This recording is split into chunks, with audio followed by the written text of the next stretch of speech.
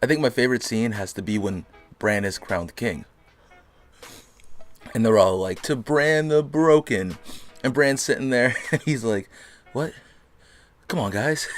He's like, my ancestor was Bran the Builder. Can I be? I was the Three-Eyed Raven. I already got a dope nickname. Why I gotta be Bran the Broken? Can I be Bran the Smart nigga? Bran the Wise? Bran the Seer? I gotta be Bran the Broken? Look at his face when they say that. All hail Bran the Broken! He's like, guys, really? This is bullying. He said, come on, guys. Now I'm Bran the Broken. And I'm Bran the Broke. Because you broke my heart. What's going on, guys? My name's Cliff. And this is the Cliff Notes. An extension of Unpack That Bowl. The show where we do media reviews. So, movies, TV, streaming, any other medium you can put out there, we'll review it. So this is my Game of Thrones finale review.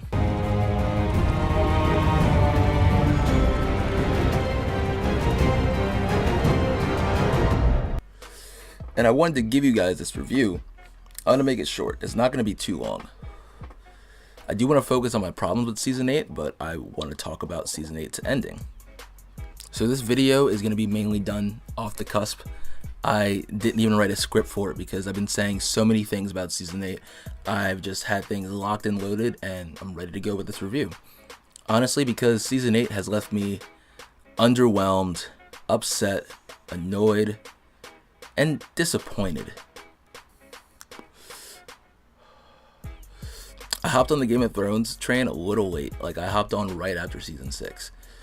But still, I've been watching this show since 2016. I have a lot of time invested in this show, and a lot of other people have way more time invested in this show going to the books, which are great. I just started reading the books, by the way. So you can imagine how I feel when I'm telling people, watch this show. You have to watch this show. This is one of the greatest television shows ever. One of. Not the, but one of. The show at one point had potential to be the greatest television show ever. So now, how do I look? Suggesting this show to people and saying, hey, you can watch Game of Thrones and you'll get this really unsatisfying ending. I don't know. And that's how the finals made me feel. You know, the final starts and we get Tyrion, Davos, and Jon going over the horrors that Dany has caused. And I was kind of just like, yeah, you guys caused this. Your guys' passivity has caused this the entire season, so thank you. Tyrion goes to find his brother and sister, and at that point when he got to the wall of rubble, I was like, cool. He assumes they're dead, we can leave it at that. But no, he has to keep digging, and we get a pointless scene of Tyrion going through the crypts. And at this point I had thought, if I see fucking Jaime's hand laying out of the rubble and we find, first of all, he goes to a room where there's like rubble in some spots. So it seems like Jaime and Cersei could have just moved to another spot and they wouldn't have got hit by rubble. But anyway, we see Jaime's fucking hand in the rubble. Oh my god, that is the corniest shit I've seen on TV.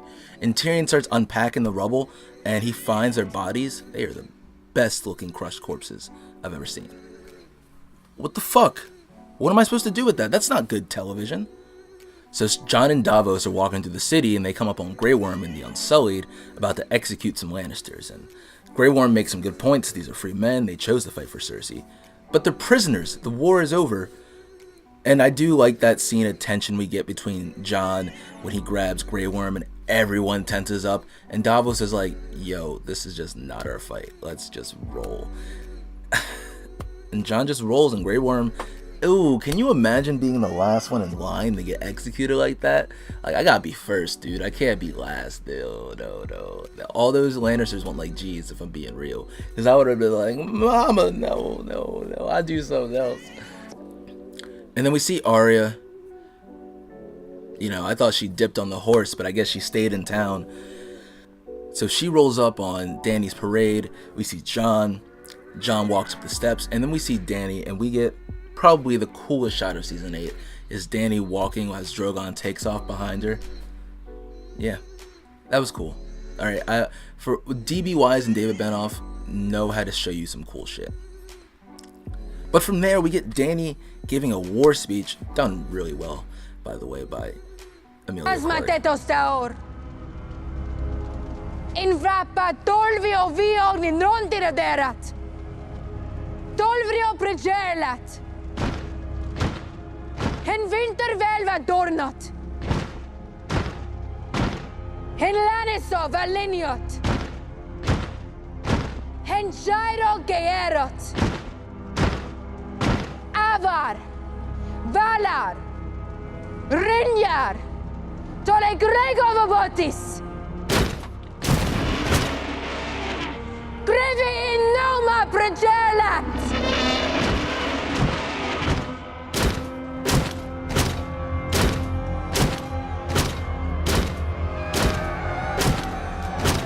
But she gives this war speech where she's like, now we gotta take over all of Westeros, all of Essos. We're taking over the world. When did you ever be about world domination? That is the most stereotypical bullshit I've ever heard. And also, now the Dothraki and the Unsullied are the bad guys. So the brown people are the bad guys. The thing that we've been trying to avoid the whole time has come true because of lazy writing. Tyrion says, Tyrion's not the Hand anymore. He finally realizes that, I don't know. It's the smartest move Tyrion's made in 2 seasons. So he's in jail. Arya pops up on Jon. She's like, you gotta kill her. Alright, that's it. That's the only reason Arya is in King's Landing, is to remind Jon that you have to kill her. So Jon goes to visit Tyrion in jail, and Tyrion's like, says a bunch of shit, gives a really good monologue, but the point is to be like, you have to kill her. I was in love with her, so I know how you feel. We both failed, and we watched her do these evil things, and we stood by and did nothing, because they were for people we didn't like. And that's bullshit. Alright, I think I did a video last time talking about how the seeds have been planted for the Mad Queen and the Queen of Ashes theory. I understand that. The seeds have been planted. But also, the show has handled that really poorly because we've never seen Dany slaughter innocents. Every time we've seen her give some type of judgment, it's been towards someone who's deserved it. It's never been towards an innocent. In fact, when something bad happens to innocents, Dany locks up her children. So, this show handled that very poorly. So to just express it off as, oh, well, we watched her do these things. We didn't watch shit. Alright, I know what I watched. I haven't said it because I feel like when you say it, that's when bad things happen to your characters. Or that's at least when they used to happen. But one of my favorite characters was Dany. Like, if I had a list of favorite characters, it goes Tyrion, Dany, Jon, Arya, Sansa. Yeah. Woo! Okay, so then we get Dany in the throne room, and she's about to touch the throne. Her vision has come true, but she doesn't touch the throne. And she looks as crazy as Viserys. And she sees Jon, and she says some crazy shit to Jon. Before they even talk, and before we get to the scene, I'm high, so I'm jumping around all kinds of places. We get a really dope shot of Jon walking past some ash-covered rubble, and then it pops up, and it's Drogon. Great. Like I said, these guys do a really good job of showing us really cool concepts. I like that. So Jon talks to Dany, and he realizes that she's crazy because she's saying crazy shit. And he's like, I do have to kill her. And he stabs her off screen. And you hear he's saying I love you, but then you know he stabs her because you hear the sound of this. Then 2 things about that.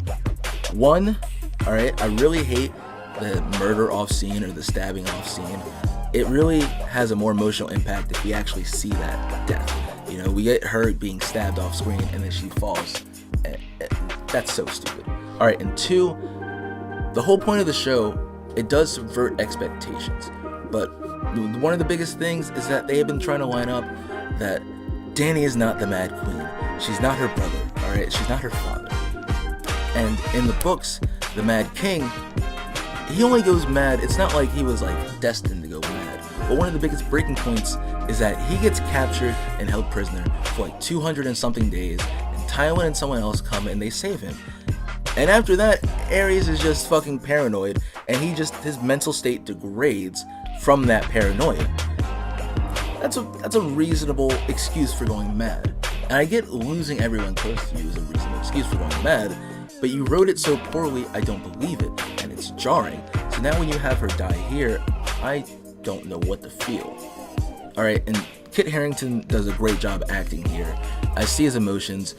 Drogon coming up and realizing his mom has been killed is like some Simba level sad shit. Like him nudging Dany to wake up, and then his voice cracking when he screeches.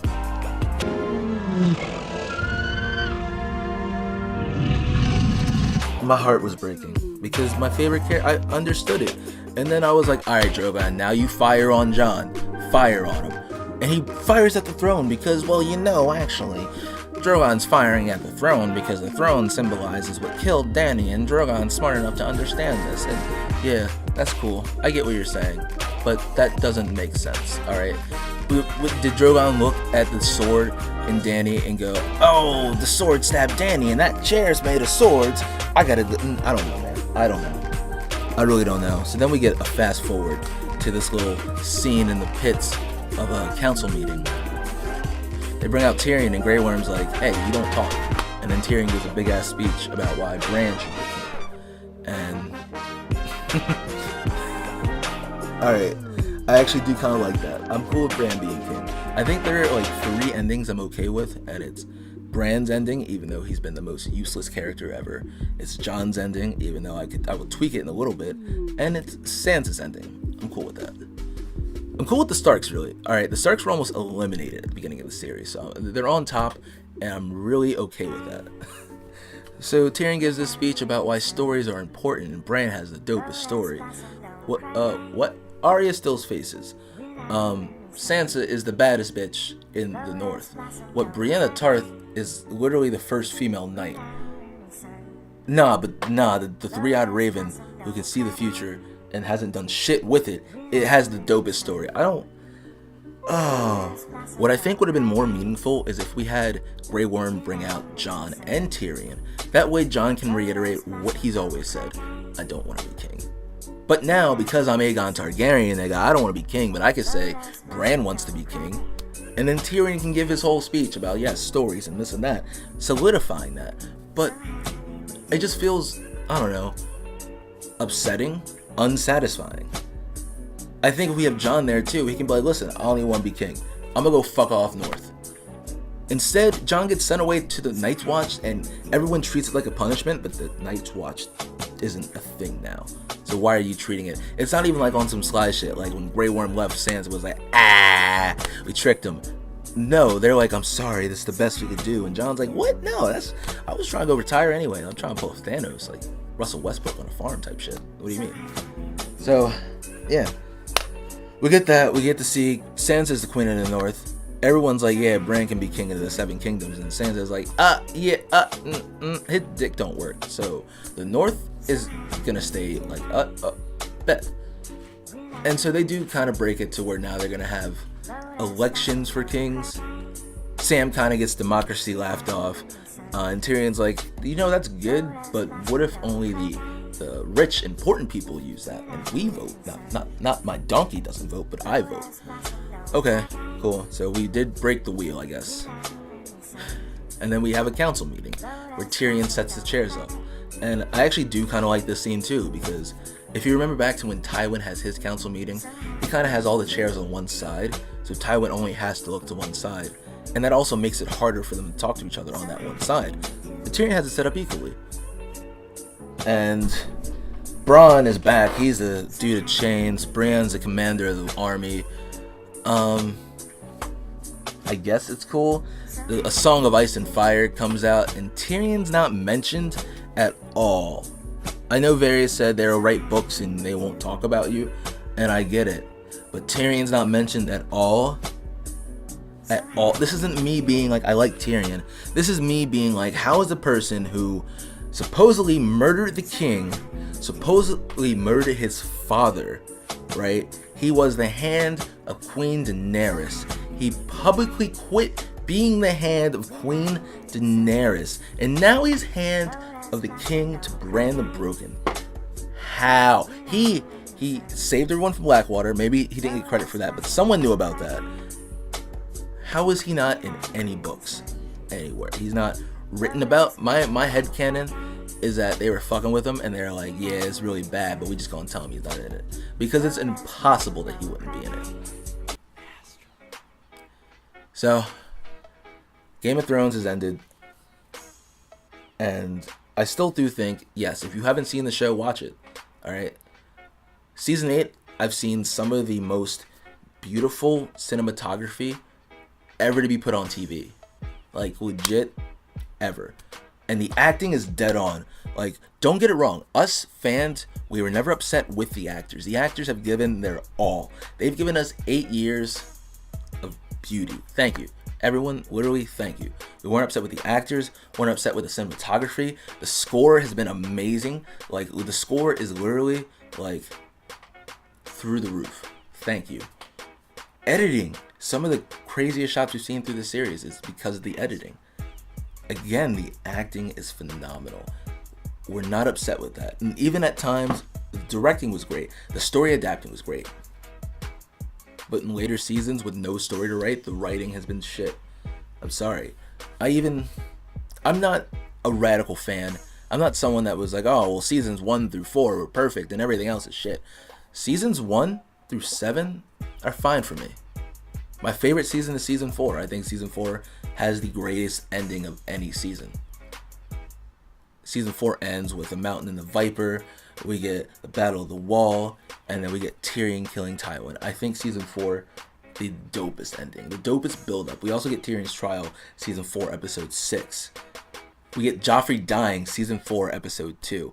Season 4 is probably the best season, but I really enjoy seasons 5, 6, and 7. The only thing I don't like about season 7 is the whole Beyond the Wall episode, because and when we look back on them capturing a zombie, it didn't matter. It doesn't matter. None of it mattered. So why the fuck did you write it? Well, these niggas gonna go write Star Wars. I don't know. I'll rewatch the season and see if I feel any different, but I really don't think I will. So that's my review. All right, and I know I said it would be short, but I had to let some things out. Game of Thrones is wrapped up. I'm reading the books. It's all been worth it. And now my watch has ended. Thanks for watching, guys. This has been the Cliff Notes.